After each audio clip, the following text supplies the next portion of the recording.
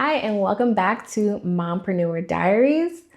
So, I've mentioned in a previous video that I am currently in my postpartum period of having a baby, and I'm just getting back into the flow of working, living in Spain, all of that. So, this video is just going to be me giving you some tea on what it is, what the reality is of being an entrepreneur and having kids at the same time, or being in the phase of postpartum at the same time. It's not all bad. It ain't all good, but you're going to get all the tea right now. So as I mentioned, I am currently 3 months postpartum. I had my baby in July, in the dead of summer here. So that's a whole story in itself. But I guess a lot of people want to know what it's like having a baby or being postpartum in Spain or outside of the US. And I would assume that it's better than it would be in the US, quite honestly.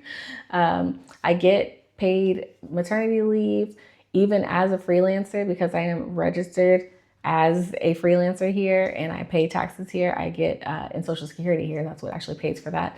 I get my paid maternity leave. Okay, so it's 19 weeks of maternity and paternity leave here. That's 6 weeks that you have to take as soon as the baby is born. And then the rest of the weeks can be broken up how you see fit as long as they're taken a week at a time. You can't take like days here, days there. 11 of those weeks have to be taken before the child is 12 months old, so within the first year of the child's life. But then there are 2 weeks that you can actually take all the way up until the child is 8 years old. So altogether that adds up to 19 weeks. So you could take all of them all at once if you would like, or you can break that up however you and your partner see fit. If you are a single parent, you get more maternity leave or paternity leave. Parental leave is what I should say. You get more parental leave if you are a single parent or if you have circumstances outside of the standard. So yeah, we're definitely taken care of in that regard. And we're not even one of the most liberal countries in regards to giving paid parental leave in the EU. But honestly, coming from the US, I'm just like, this is gold. So after your maternity leave is all used up, you actually still have the option of doing other things to keep your job secure while you continue parenting. So you could continue on to a leave, excedencia, just an unpaid leave where the leave means that you are still promised to have your job when you come back. Some people take up to a year, 2 years in order to, take care of their family and, feel like they're actually able to be there for the family and then go back to work when they really feel ready to do so. So for some parents, they might wait until the kid is able to go to daycare. You can send your kid to get daycare very early here, but some people might wait until they are ready to send their kid to daycare. For me, that's a year old. Some people, they want to wait until 2 years old, or some people don't want to send their kid to daycare and just start off with pre-K, which starts at 3 years old here.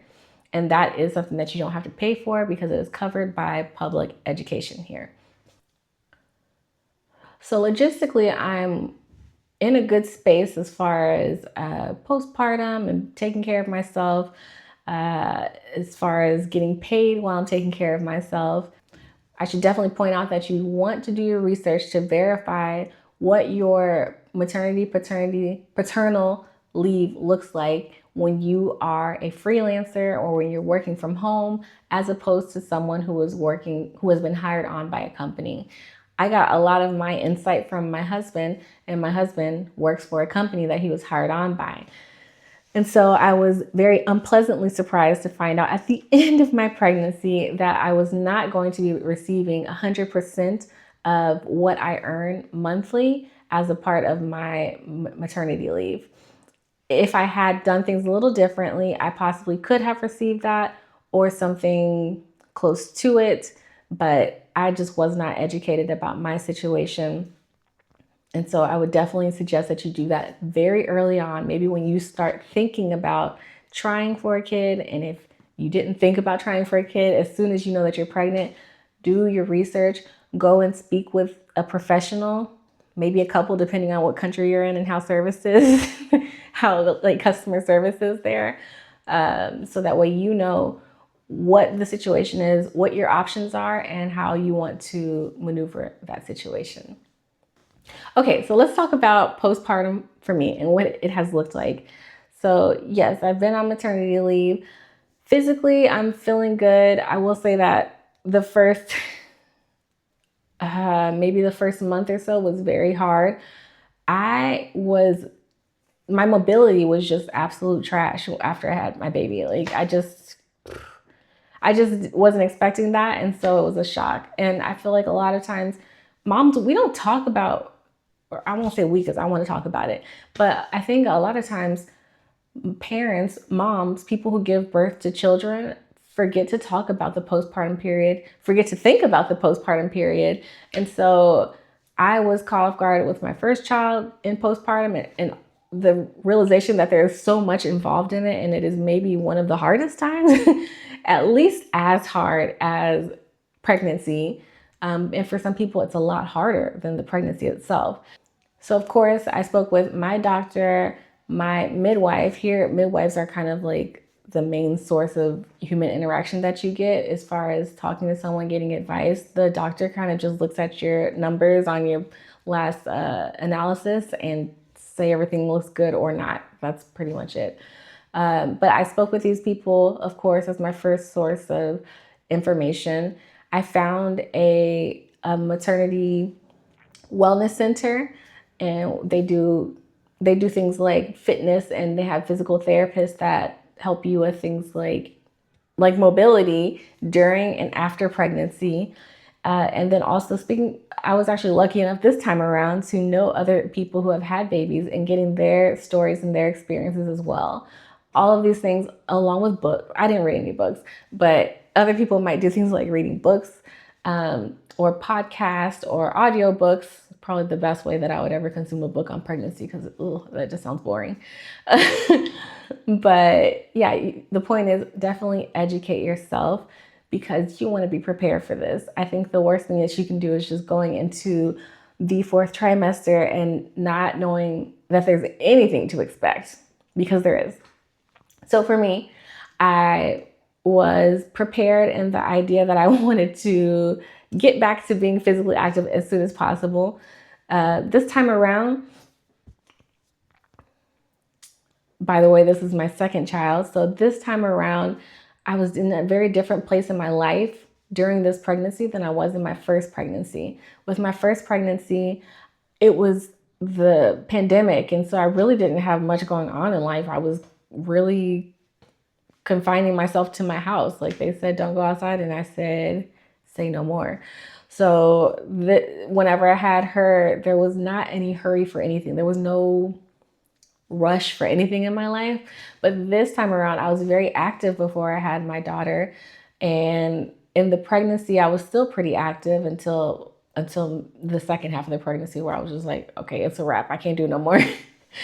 But because of that momentum, I was very ready and eager to kind of get back into the swing of things after I had my baby. And so I kind of wanted to, I think in my head, I really wanted to skip over the postpartum period and just go straight into living my life again. And that really messed with my head once I was, a week postpartum and I wasn't able to run a marathon. It was a real bummer. My mind was just way more prepared to be active. I was mentally ready to do things, and my body was just absolutely not ready. Like I could barely get out of bed.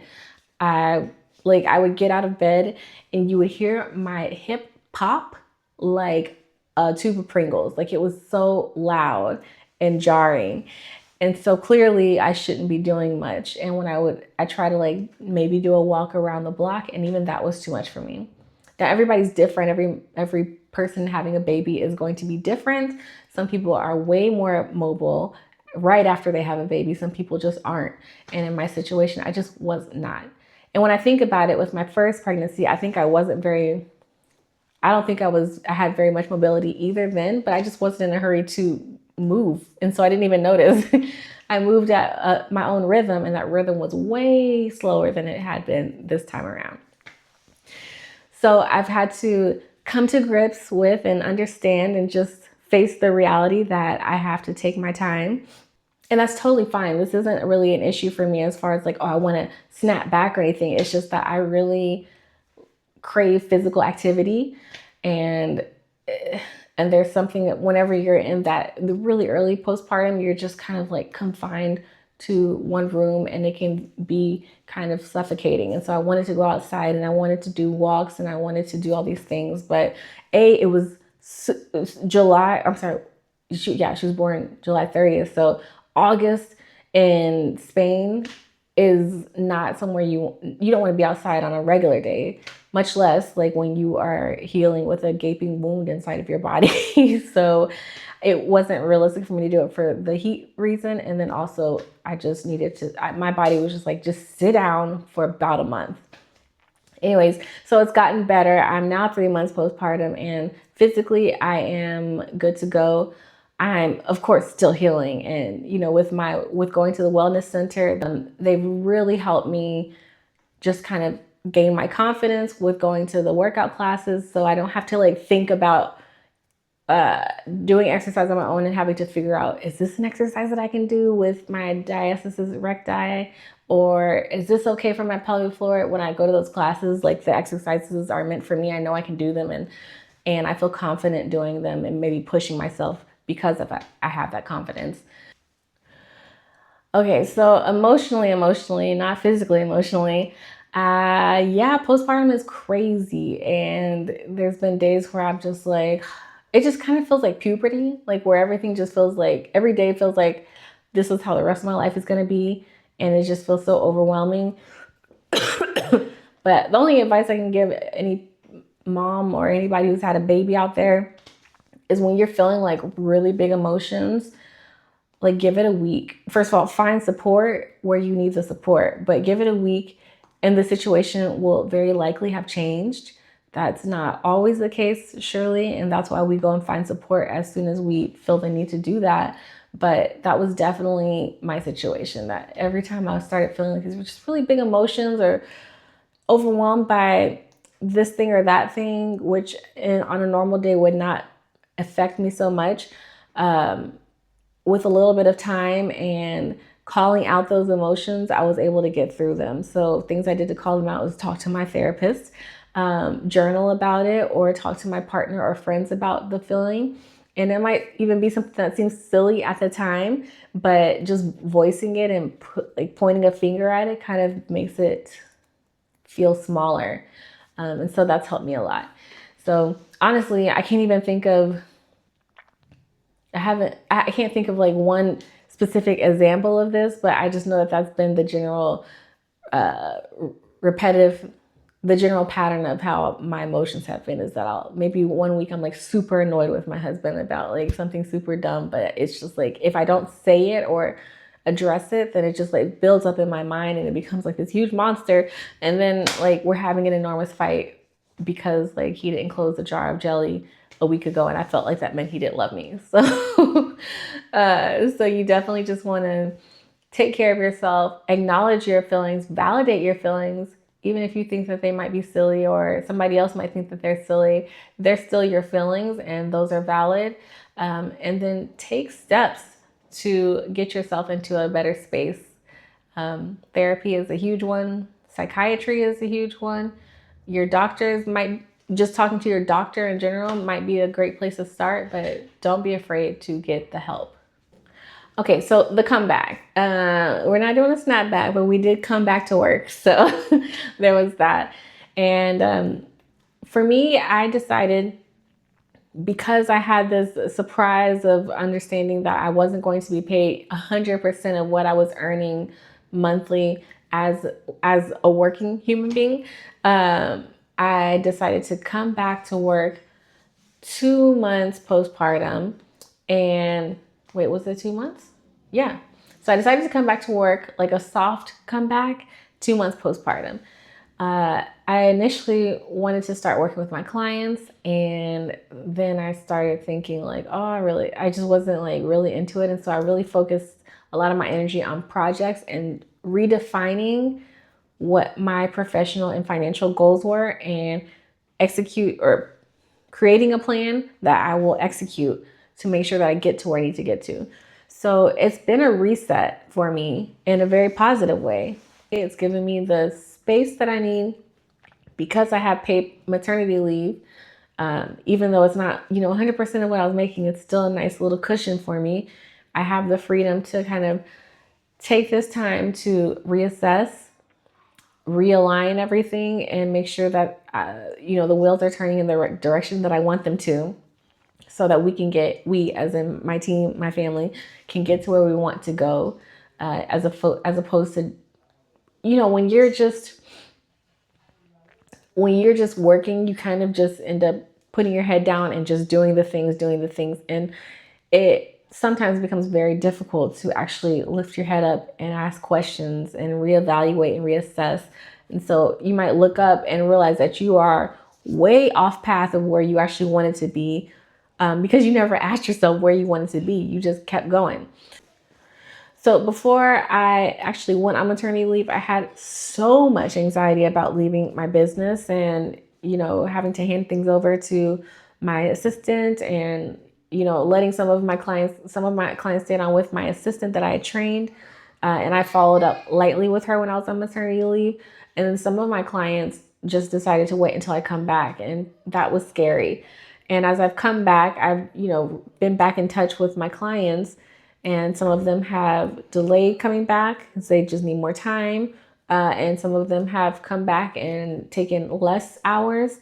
And honestly, I was super worried about that. But as I'm living it, that is fantastic because I didn't want to come back anyway.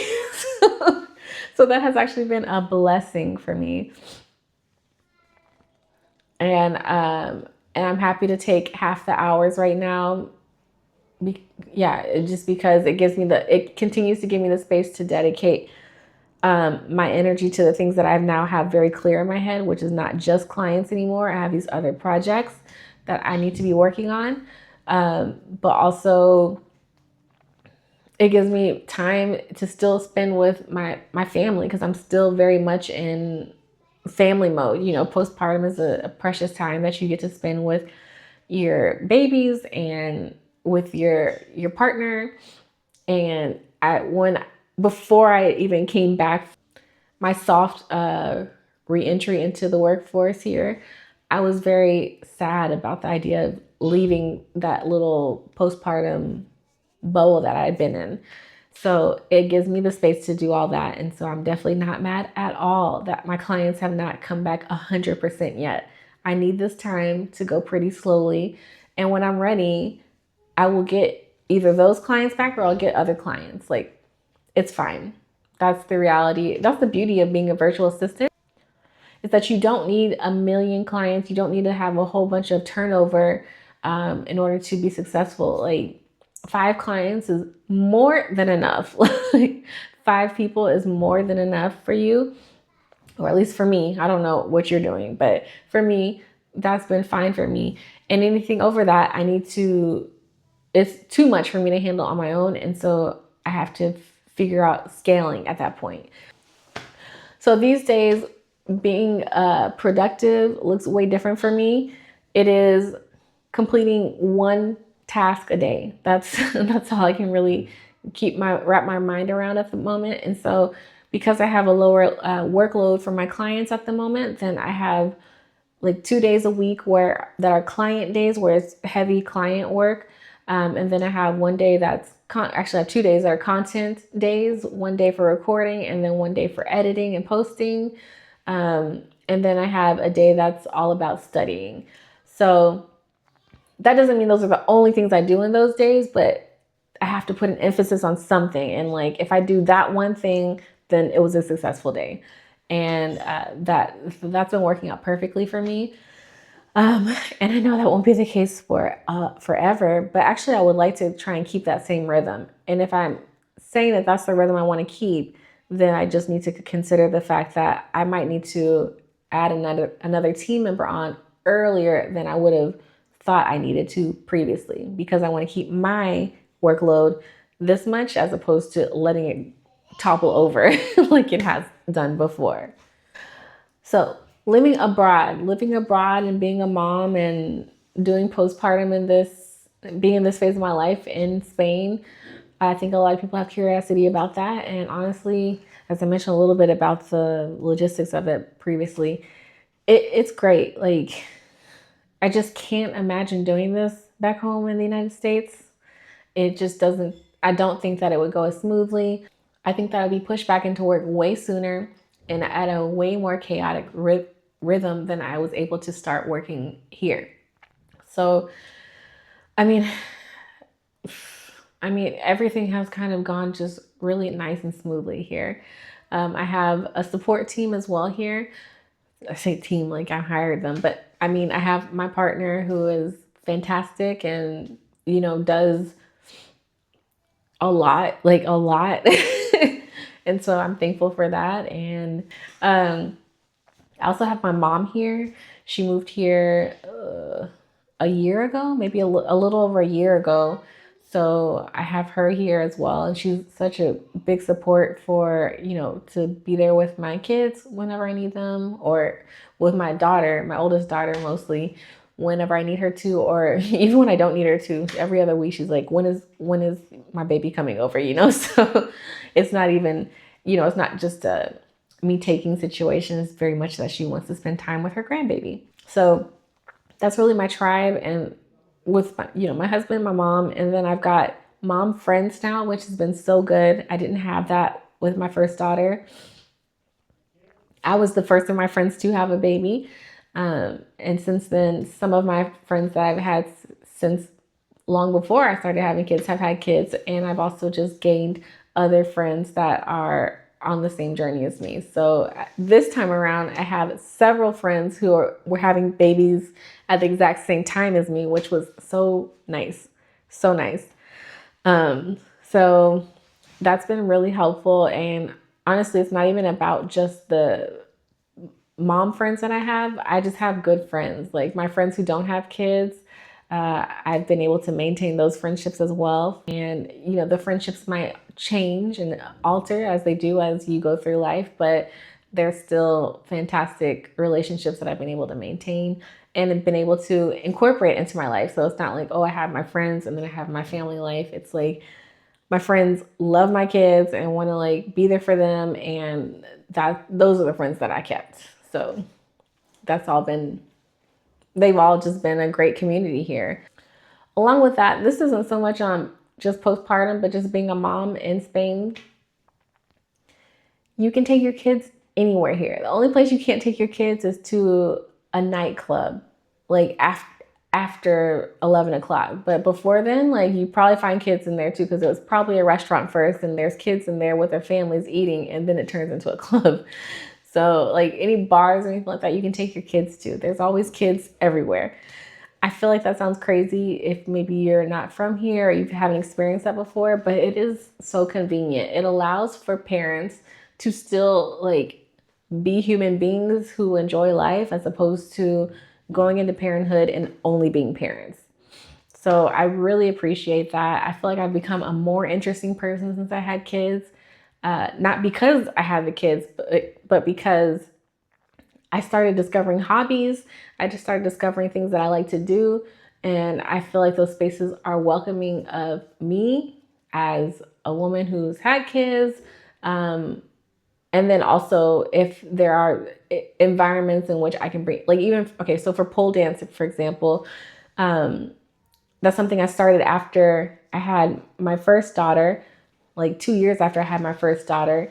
But they've had events for the pole dance community, and I brought my daughter, my mom's come, my husband's come. It's very much an open space for everybody. In general, it's just very much a society where there is no separation of parents from people who aren't parents. And I'm from Houston, and I can tell you there's very much separation between the two of those. You go into certain restaurants, and they're like, what is this person doing here with their children? I've been the person who's like, why are there children here? And it's very common to feel that way about a lot of spaces in somewhere like Houston, and I'm sure in a lot of places in the United States. And then when you have kids, you're either in public housing, maybe like affordable housing for families, or you're moving out to the suburbs. And that's just kind of the reality of it. But there are whole apartment complexes that wouldn't have any children at all of them. Like, you'd be confused as to why there's a child running around this building if you ever saw a child there. They're meant for single adults, single young professionals. So that doesn't exist here. Families are everywhere. You can expect to have your neighbors have kids, regardless of whether you're a lawyer or in fintech or whatever. Like, everybody lives amongst each other. So I really appreciate that. I really appreciate that as a parent. And I don't think that people who aren't parents are just like suffering because they have to be near people who have kids. Like, the people who have the people who are parents, maybe their households are louder because their kids are making a bunch of noise. But then the people without kids maybe they're louder because they're having parties at their place. And like, it's just expected that people are going to live their lives, and that you can't expect people to live like they're in a library all the time. So another thing that's like huge here is just the safety level. It's just incomparable to the United States. So the city in Spain with the highest crime rate in the country is lower than the crime rate in the city with the lowest crime rate in the United States. So with that being said, there's just a level of peace of mind that I could not even buy. I couldn't afford to buy in the United States because I don't know how much money could keep you that safe in the United States. Also, I will say that, even though I complain about the lower amount of money that I'm making because I'm on maternity leave, I don't actually need that much money to survive here, like even to sustain my family. So I'm able to chill so I can take my time getting back to things, because the cost of living, it just isn't so high that I need to be in an absolute hurry to get back to the hustle and bustle of things. I can gosh, I've calculated out like exactly how much I need to survive. And when I say survive, I mean and be able to send my daughter to all of her classes that she takes, and have my gym membership and all of those things, that type of survival. and I've calculated that, and I could work like 20 hours a week and be fine. So, things are just a little more relaxed here, just because of running the numbers. It makes sense that you can relax, and because that's just how everybody lives. So nobody's in a hurry. So why should I be? Motherhood has reshaped my view on success, or my path to success. I think I'd already redefined my view on success from having moved to a different country. And once I moved here, I kind of redefined my view on success. My view on success is not being a million, gazillion, bazillionaire. I don't know. Neither one of those are real numbers. So there is no correct order. But it's not to just keep working and then get to a certain goal and then keep working again to get to another goal. It's like I have a pretty fixed number, and then like once I make it to that, I'm good. Like I can pretty much coast. I don't need to keep climbing a ladder. I can climb the ladder to the first level, and then I'm good to go after that, because my idea of success is not solely financial. It's the time I have to spend with my family. It's the time I have to enjoy life, like doing my pole classes or taking my drawing classes, or going on dates with my husband, or taking trips with my mom. All of these things are successful to me, and me being able to afford those is really all the money is for. So that was already defined, and I have my numbers and all of that. And the only big thing that I really want is to be able to buy my house. And so once I do that, and still be able to afford to do the things that I love to do, that's all I need. But it redefined my path to that. I think I was in a hurry to get to it before. But now I think that I'm willing to sacrifice the time frame that it takes me to get to that, for me to be able to enjoy now moments today with my family, and still get there maybe like a couple years later to what I wanted to get to. So I'm in no hurry, I guess is the point. So I guess that no pasa nada attitude really has kind of rubbed off on me. So really this video was just about motherhood and living abroad and owning a business. Because postpartum, yes, it's a time. It is a time, honey. Postpartum is a wild ride. All I can say about it is that you just need to find your support. Find your support. Don't be afraid to ask for support. Don't be afraid to voice those thoughts and feelings that you're having, because sometimes all you need to do is put a finger on it, call it out for it to dissipate. And know that you will get through it. And if it feels like you're not going to be able to get through it, get more support, right? Professional support, family support, friendship, all of these things are there for you. You build these relationships for these moments. And then in regards to motherhood and owning a business, take your time. Take your time, make a plan. And I think postpartum has really just been an ideal moment for me to have the space and the freedom, the clarity, because I don't have all these other things going on around me, to come up with a very clear plan. And then while you're doing, the momming and stuff, once you have your clear plan, just do the steps every day. Whatever your step is that you're supposed to do, just don't even have to think about it. Just wash, rinse, repeat. And then eventually we're going to look up and we're going to be exactly where we want it to be. I want to know about all of your motherhood journeys, especially those of you who have lived abroad or outside of the US. Even people who have lived in the US. I'm happy to hear all of your motherhood stories and tell me what are some of the highlights that you have experienced with motherhood and working for yourself. If you have gone through it, are you working for a company? Tell me if I'm right about being on maternity leave and working for a company in the United States. Just give me all the tea. I think I've asked that several times, so I'm going to ask it again. Give me all the tea, put it in the comments, and let me know what I don't know, okay? And I hope that my video helps somebody out there, because I was looking for this information when I was pregnant. And I hope that the comment section is helpful to more and more moms. If you have more questions for me, also put those in the comments. I will give you all the tea on what it is to be a mom, an entrepreneur, an American living in Spain, to the best of my ability. Anyways, I hope you have a fantastic day, and I will see you in the next video. Bye. Like, subscribe, notifications.